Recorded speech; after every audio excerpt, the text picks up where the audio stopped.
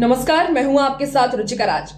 उत्तर प्रदेश के हाथरस में मंगलवार को भीषण हादसे में 122 लोगों की मौत हो गई।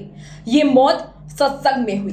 जिस भोले बाबा के सत्संग में ये मौत हुई वो कहां गायब हो गए।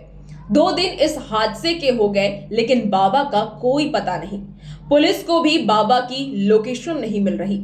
आखिर बाबा गए तो कहां गए, ये बड़ा सवाल है।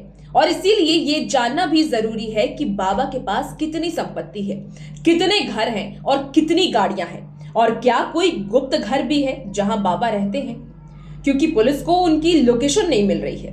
इन सभी सवालों का जवाब आज हम आपको इस वीडियो में देने वाले हैं।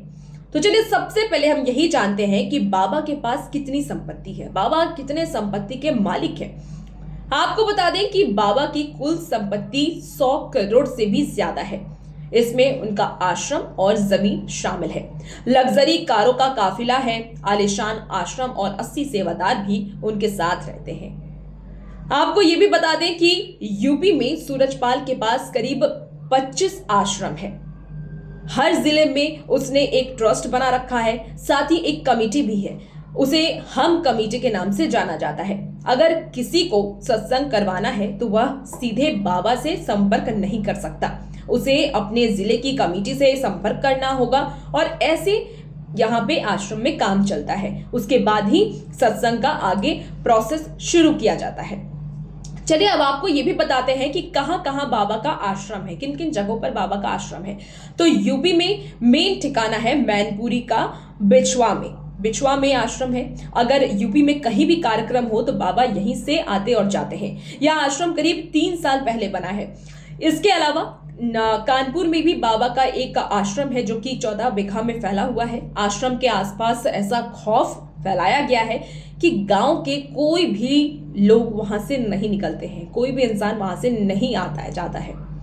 इसके अलावा बता दें आपको तो इटावा शहर की अगर हम बात कर ले तो इटावा से लगे सराय भूपत के कटेखेड़ा गांव में बाबा का 15 बीघा भूमि पर आश्रम बना हुआ है। यहां सत्संग स्थल का निर्माण गांव के लोगों ने करवाया था। इसमें कई कमरे, बड़ा सा हॉल है, बाहर मंच बना हुआ है और उसके बाहर खाली जगह लोगों के बैठने के लिए बनाई गई है। इसके साथ ही नोएडा में भी उनका आश्रम है। नोएडा के डूब क्षेत्र के सेक्टर 87 इलावास गांव में बाबा का आलीशान आश्रम बना हुआ है। आश्रम में बड़े बड़े गेट लगे हुए हैं। बताया जा रहा है कि काफी समय से बाबा यहां पर नहीं आए हैं। आपको यह भी जानकारी दे दें कि बाबा के पैतृक गांव बहादुरपुर नगर पटियाली में उनका भव्य आश्रम है। यह बाबा का पहला आश्रम था। यहीं से बाबा के साम्राज्य की शुरुआत हुई। आश्रम हरि चैरिटेबल ट्रस्ट के नाम पर है और कई बीघा जमीन पर यह आश्रम बना हुआ है।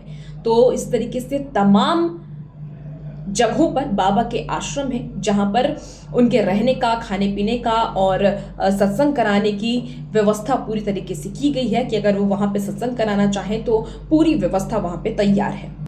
अब आपको बताते हैं कि बाबा के काफिले में कितनी गाड़ियां रहती हैं, कितने कार रहते हैं। तो भोले बाबा के काफिले में हर समय 25 से 30 लग्जरी कारें रहती हैं। बाबा खुद फॉर्च्यूनर से चलते हैं। हाथरस में सत्संग करने के बाद भी बाबा 15 गाड़ियों के काफिले के साथ वहां पर पहुंचे थे। तो आप सोचिए किस तरीके से बाबा का ये पूरा काफिला चलता है।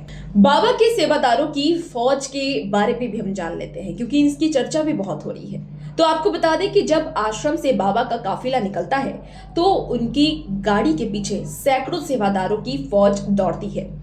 ये उसकी सुरक्षा में हमेशा तैनात रहते हैं। बाबा पुलिस और प्रशासन पर ज्यादा भरोसा नहीं करते हैं। वो जहां भी जाते हैं उनके निजी सेवादार और खुद की आर्मी उनके साथ रहती है।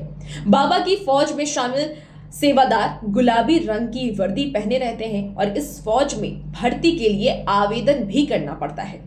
इससे आप समझ सकते हैं कि भोले बाबा उर्फ सूरजपाल की कहानी किसी फिल्मी कहानी से कम तो नहीं है।